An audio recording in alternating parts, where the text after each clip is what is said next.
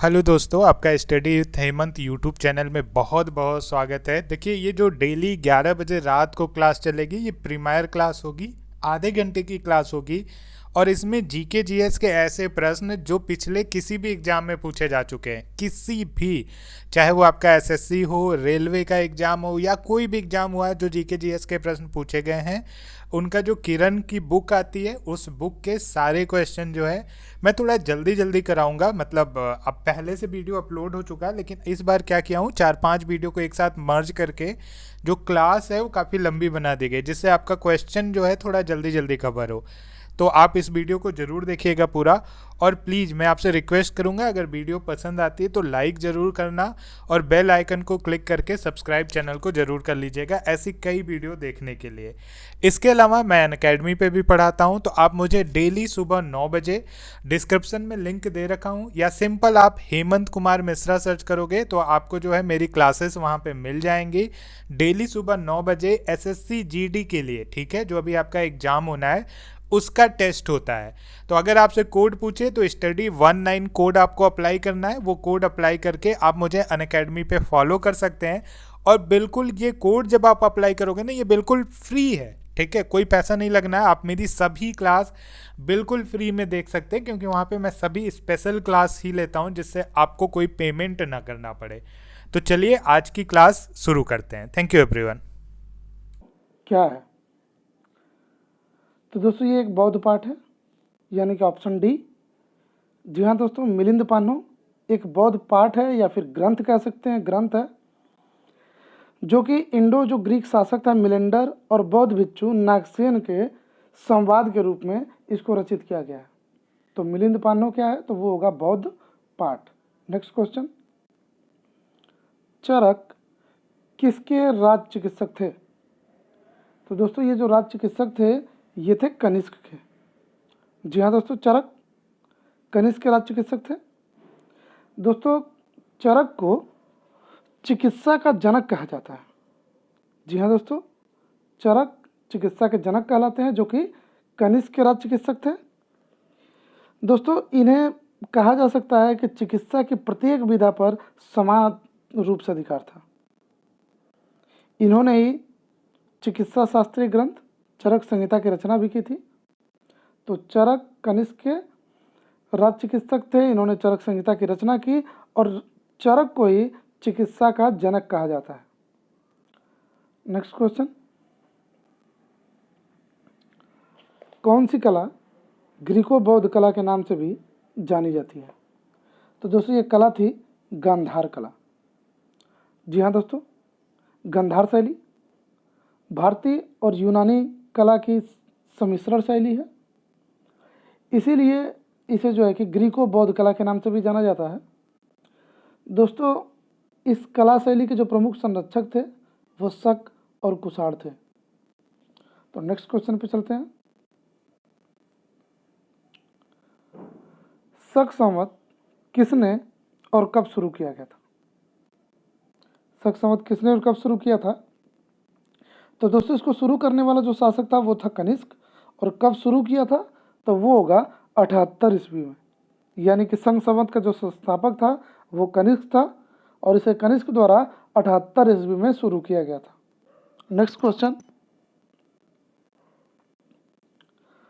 बौद्ध धर्म का संरक्षण कुषाण शासक कौन था? या बौद्ध धर्म का जो संरक्षक था वो कौन था? तो दोस्तों वो था कनिष्क।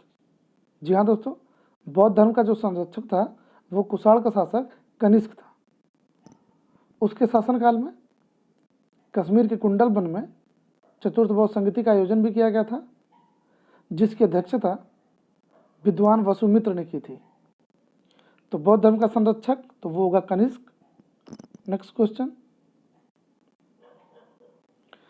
प्राचीन काल में निम्नलिखित में से कौन कलिंग का एक महान शासक था?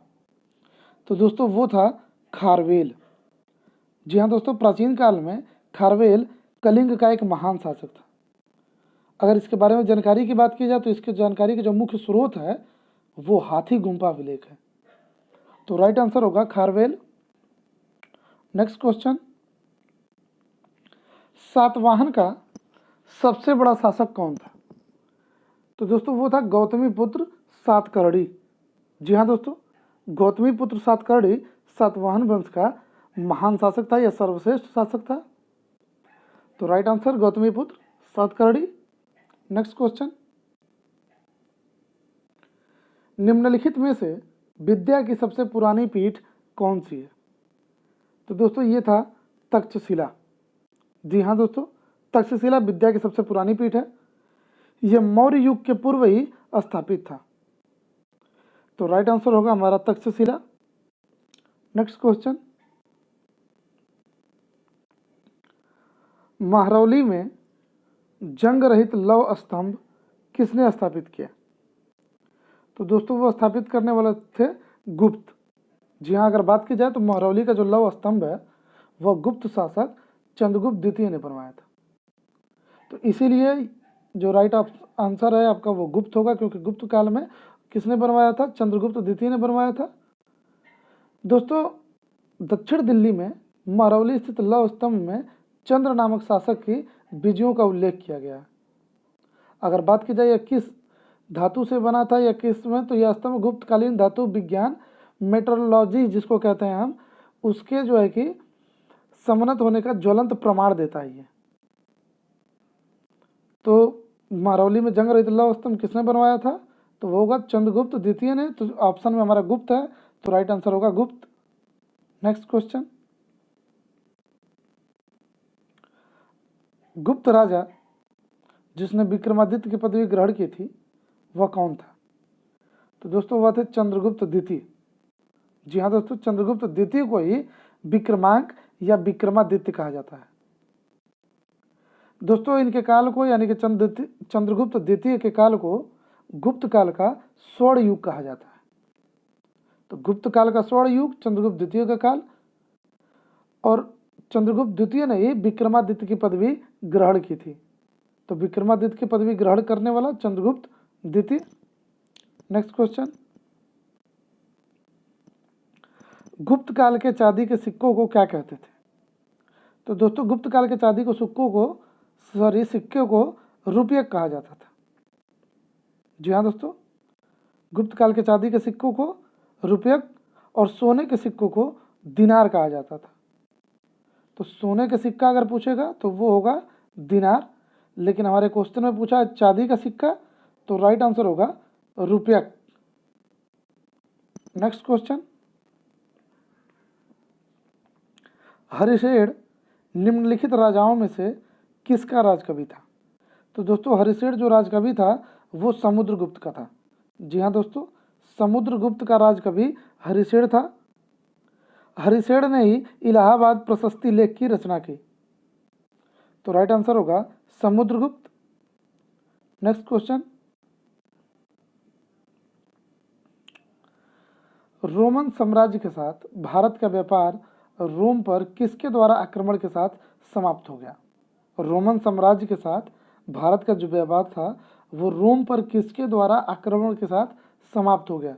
तो दोस्तों ये हुड़ों के द्वारा समाप्त किया गया था। रोमन साम्राज्य के साथ भारत का व्यापार रोम पर हुड़ों द्वारा आक्रमण के साथ समाप्त हो गया था। तो राइट आंसर होगा ऑप्शन सी, हुड़ों के द्वारा।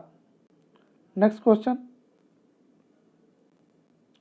निम्न में किनके सिक्के संगीत के प्रति उनका प्रेम दर्शाते हैं?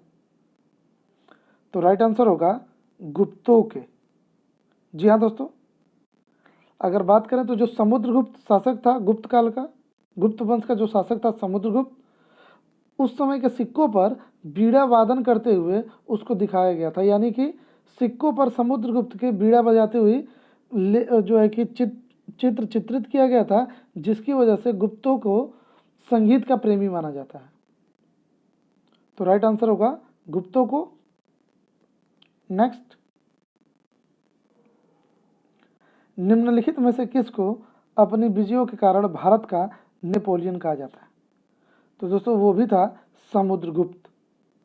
जी हाँ दोस्तों, अगर बात की जाए समुद्रगुप्त की, तो इसने अपने शासन के दौरान कई युद्धों का सामना किया, परंतु उसे किसी भी युद्ध में पराजय का सामना कभी नहीं करना पड़ा। इसी कारण जो हमारे इतिहासकार हैं वो उसे भारत का नेपोलियन कहते हैं। और इसको भारत के नेपोलियन के संज्ञा देने वाला इतिहासकार विसेंट स्मिथ था। तो समुद्रगुप्त को अपनी विजयों के कारण भारत का नेपोलियन कहा जाता है। नेक्स्ट क्वेश्चन, गुप्त काल में किस धातु के सर्वाधिक सिक्के जारी किए गए? तो दोस्तों वो था सोना। जी हाँ दोस्तों, प्राचीन भारत के गुप्त राजाओं ने सबसे अधिक स्वर्ण मुद्राएं जारी की थी। मैंने आपको पहले क्वेश्चन में बताया, पिछले क्वेश्चन में, कि गुप्त काल में सोने के सिक्कों को दिनार कहा जाता था। तो सबसे अधिक दिनार जो है गुप्त काल में, यानी कि गुप्त काल में सोने के धातुएं, सोने के सिक्के सबसे अधिक जारी किए गए थे। नेक्स्ट क्वेश्चन, इलाहाबाद स्तंभ के शिलालेख में किसकी उपलब्धियां वर्णित हैं? तो दोस्तों वो हैं समुद्रगुप्त। जी हाँ, इलाहाबाद स्तंभ के शिलालेख में समुद्रगुप्त की उपलब्धियों का वर्णन किया गया है। दोस्तों इसकी रचना समुद्रगुप्त के ही संधिवी ग्रहिक हरिसेठ ने की थी। तो राइट आंसर होगा समुद्रगुप्त। नेक्स्ट क्वेश्चन, मेघदूत का लेखक कौन है?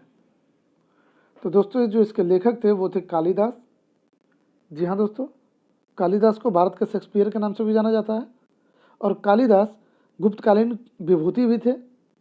दोस्तों इनकी जो प्रमुख कृतियाँ थी, जो और भी बार बार क्वेश्चन में पूछा जाता है, तो वो था अभिज्ञान शाकुंतलम, ऋतु संहार, कुमार संभवम, मेघदूत और रघुवंश। ये सारी कालिदास की कृतियाँ हैं। हमारा क्वेश्चन है कि मेघदूत का लेखक कौन है? तो वो होगा कालिदास। नेक्स्ट क्वेश्चन, निम्नलिखित में से वह व्यक्ति कौन है जो चिकित्सक नहीं है? तो दोस्तों इसमें होंगे चारवाक। जी हाँ दोस्तों, क्योंकि सुश्रुत, चरक और धुरंतरी प्राचीन भारत के आयुर्वेद के प्रमुख चिकित्सक थे और जो चारवाक थे वो अपने भौतिकवादी दर्शन के लिए जाने जाते हैं। तो चारवाक चिकित्सक नहीं थे, बल्कि क्या थे? भौतिकवादी दर्शनिष्ठ थे, या दर्शनवादी कह सकते हैं, भौतिकवादी थे। तो हमारा ऑप्शन होगा चारवाक, और बाकी जो तीन है वो चिकित्सक थे, चरक, धन्वंतरी और सुश्रुत। दोस्तों आज के लिए बस इतना ही। उम्मीद है आपको वीडियो पसंद आई होगी।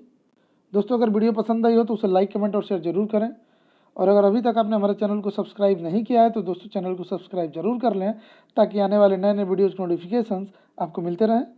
वीडियो देखने के लिए धन्यवाद। जय हिंद।